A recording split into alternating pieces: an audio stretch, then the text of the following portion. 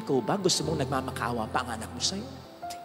Ikaw ba gusto mo pag humihingi yung anak mo sa'yo, nahihiya sa'yo? Daddy, pwede po ba? Hindi. Gusto mo yung naniniwala siya, hindi lang sa kaya mong ibigay yung hinihiling niya, kundi dahil sa naniniwala siyang mahal mo siya. Narinig natin sa ating binasang ebanghelyo ang talinghaga tungkol sa kaibigang nagpumilit upang siya ay mabigyan ng tinapay ng kanyang kaibigan na nasa loob ng bahay. Usually, napakadali para sa atin na agad i-associate, ilarawan ng ating sarili sa pamamagitan ng kaibigang itong nanghihingi ng tinapay. Lalo pat sa konteksto ng panalangin ay sinasabi rin ng ating gospel reading, ask and you shall receive, seek and you shall find, knock and the door shall be opened to you. Pero kung iisipin po nating mabuti, kung ganito ang magiging paglalarawan natin sa sarili natin, bilang yung kaibigang nanghihingi ng tinapay sa ating narinig na gospel reading, ito kaya ay magbibigay ng magandang paglalarawan naman sa Panginoon natin. Kasi kung tayo ang siyang ilalarawan, gaya ng iniisip natin, nung kaibigang pahingi naman ng tinapay at nagpupumilit na siya ibigyan, it will follow then na ang ilalarawan naman nung kaibigang nasa loob ng bahay na hinihinga ng tinapay ay ang Panginoon naman. Di po ba? Pero will this picture God as good as someone sensitive to our needs and as really generous? Tandaan po ninyo, ha? Kung ang Diyos ay ilalarawan lang nung kaibigang hinihinga ng tinapay sa loob ng bahay, tandaan ninyong yung kaibigang napakinggan nating hinihinga ng tinapay na nasa loob ng kanyang bahay ay napilitan lang kaya nagbigay. And so he was moved not by his friends' dire need, but because of his friends' persistence. Kung hindi pa napilit, kung hindi pa nakulitan, baka nga kung paglalaruan po natin yung eksena, yung kaibigang napilitang magbigay ng tinapay, baka nung ibigay yung tinapay, sa kanyang kaibigang pumilit sa kanya, ay sinabi pa, ayan ay tinapay mo, isaksak mo sa baga mo. Tulog na kami, sabi ko na sa'yo, hindi na ako makabaka, pinilit mo pa ako. Ayan tuloy, nagising yung mga anak ko, pati mga alaga kong hayop. Hirap maghalbol ng tulog. O yan na, last mo na yan. Sapagkat mula ngayon, wala ka ng kaibigan. Sabay, slam ng pintuan. Isipin nga ninyo, ganun ba ang Diyos? Ang Diyos ba kumikilos? Hindi dahil tayo may matinding pangangailangan, kundi dahil siya'y napipilitan lang na pagkatapos magbigay, ay baka tayo pa'y pagalitan. Last mo na yan, ang kulit mo. Huwag naman ganyan. Na sa ating paglalarawan, maging magandang imahe natin at wala na tayong pakialam sa maging imahe ng Panginoon natin. Imagine being represented by a friend who is persistent, positive, and then allowing God to be represented by a friend who is inconsiderate, negative. Huwag ganon. Para lang yan, mga nagpapapicture na walang pakialam sa itsura ng kanilang mga kasamahan. Kaya yung kanilang mga kasama, nagtataka. Alam nung kanilang mga kasama na maganda yung picture nila, na-check nila. Yun ang style natin. Pag nagpapicture, tingnan ko nga, nakakita ng kanyang mga kasama, maganda naman ang kanilang itsura doon sa picture nila na nasa kanyang phone o camera.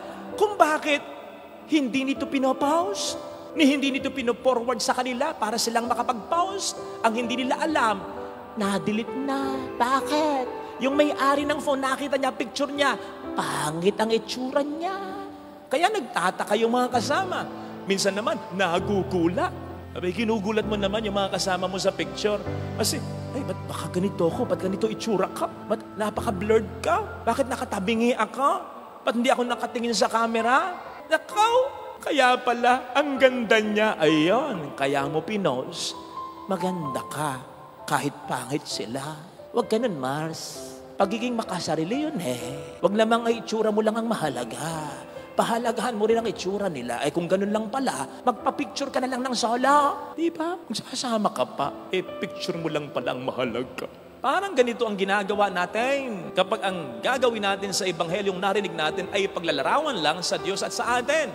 Lilitaw na tayo ang mabuti, tayo ang mainam, at inconsiderate, insensitive, masungit ang Panginoon natin. Huwag ganon. Besides, ang gamit po ng talinghaga ay hindi lang paglalarawan eh. Hindi lamang ito ilalarawan mo, halimbawa, yung mga tauhan sa talinghaga, ilalapat mo sa tunay nating karanasan. Iyon madalas ang function ng talinghaga. On the other hand, may function din ang talinghaga kung minsan na hindi paglalarawan lang, kundi pagpapakita ng malaking kaibahan ng mga tauhan sa ebanghelyo o sa talinghaga sa tunay nating karanasan. In the case of the gospel reading today, hindi ito paglalarawan lang. Ito'y pagpapakita rin ng malaking kaibahan, lalong-lalo na ng Diyos dun sa talinghaga na ating napakinggan. Pinapakita nito na kung yung kaibigan sa ebanghelyo na nagbigay ng tinapay ay nagbigay dahil napilitan lang, hindi gano'n ang Diyos. Sapagkat hindi napipilitan ng Diyos kapag siya'y tumutulong sa atin. At sino tayo para pilitin siya? Diba? Ipinapakita nito ang kaibahan na kung yung kaibigang nagbigay ng tinapay ay hindi bukal sa kanyang loob ang pagtulong na ginawa niya. Hindi ganon ang Diyos. Iba ang Diyos. Natutuwa ang Diyos kapag tayo napapagpala, nabibiyaan niyang lubos. At ipinapakita nito ang kaibahan na hindi lamang tayo kaibigan ng Diyos, tayo'y mga anak ng Diyos. Kaya mas lalong hindi tayo kayang tiisin ng Diyos. Kaya nga po, kung titingnan natin yung simula ng ating gospel reading, yung karugtong nito ay yung ebanghelyo kahapon. Kung nagsimba po kayo, ang ebanghelyo kahapon ay tungkol sa panalangin itinuro ng ating Panginoon.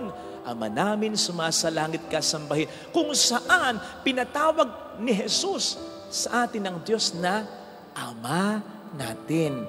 Ama nating natutuwa kapag binibigay ang pangangailangan natin. Ama nating nagbibigay ng pangangailangan natin, in fact, kahit hindi pa natin hilingin.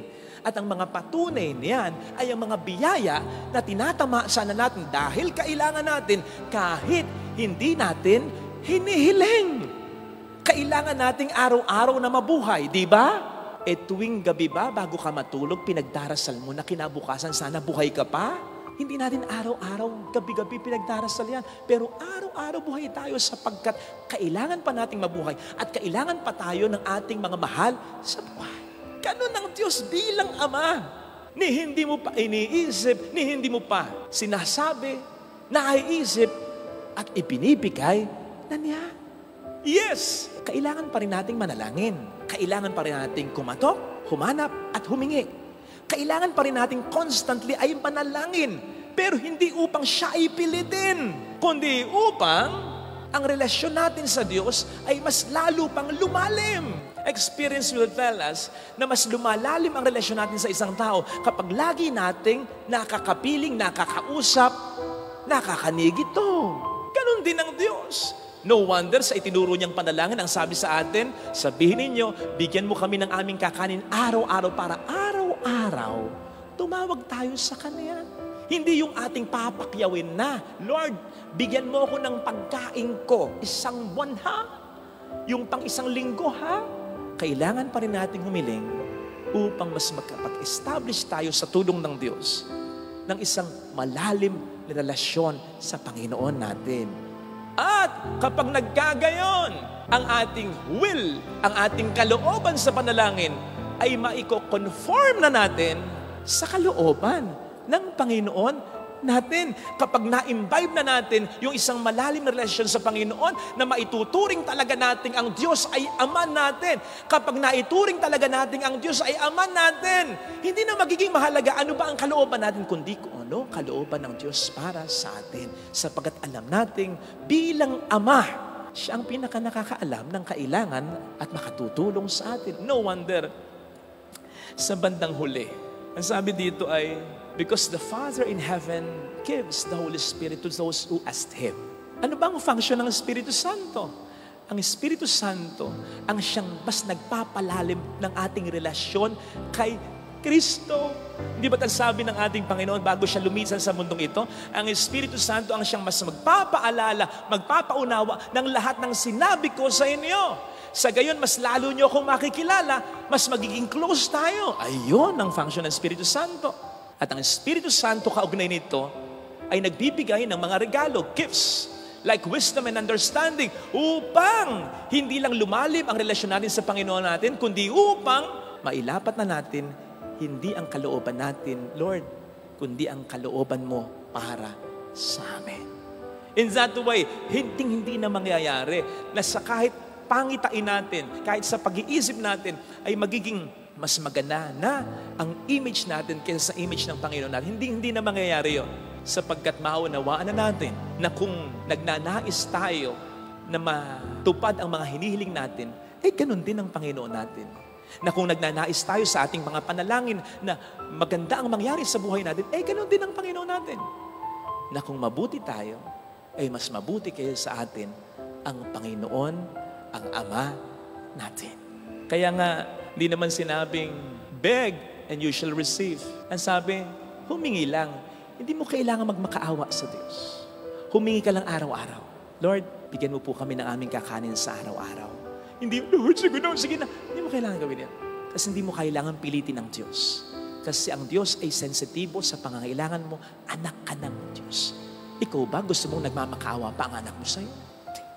Ikaw ba gusto mo pag humihingi yung anak mo sa'yo, nahihiya sa'yo? Daddy, pwede po ba? Hindi. Gusto mo yung naniniwala siya, hindi lang sa kaya mong ibigay yung hinihiling niya, kundi dahil sa naniniwala siyang mahal mo siya. Minsan ay nasabi ko na hindi naman na-move ang Diyos. Hindi naman natatouch ang Diyos. Kapag pinangangalandakan natin sa Kanya, mahal kita, mahal kita, mahal kita. Mas natatouch ang Diyos kapag naniniwala ka na mahal ka niya. Sapagkat yung pagmamahal mo sa Kanya, pwedeng pagdudahan pa. Pero yung pagmamahal ng Diyos sa'yo, hindi mo kinakailangang pagdudahan. Sigurado yan. And besides, kung kayong mga ama na hinihinga ng inyong mga anak dahil naniniwala silang may kapangyarihan kayong ibigay ito at may pagmamahal kayo na ibigay ito, mapapahindian nyo ba sila? Kung mapahindian nyo man sila, di ba't bumabawi kayo sa ibang bagay sa kanila? Yun ang sinasabi sa Ebanghelyo. Kung kayong mga ama na makasalanan, may sumpong, selfish kung minsan, puro trabaho kung minsan, walang amor sa inyong mga anak kung minsan, bumabarkada pa kung minsan hindi family man, kung kayong mga ama ay mabuti sa inyong mga anak, gaano pa kaya ang inyong amang na sa langit? Ito sanang hilingin nating biyaya sa ating banal na pagdiriwang upang sa bawat paglapit natin sa Panginoon sa ating panalangin, maniwala tayo na may maganda na agad na nangyayari at may maganda pang mangyayari sa atin. Sapagkat ang tinatawagan natin ay Ama nating nagmamahal sa atin.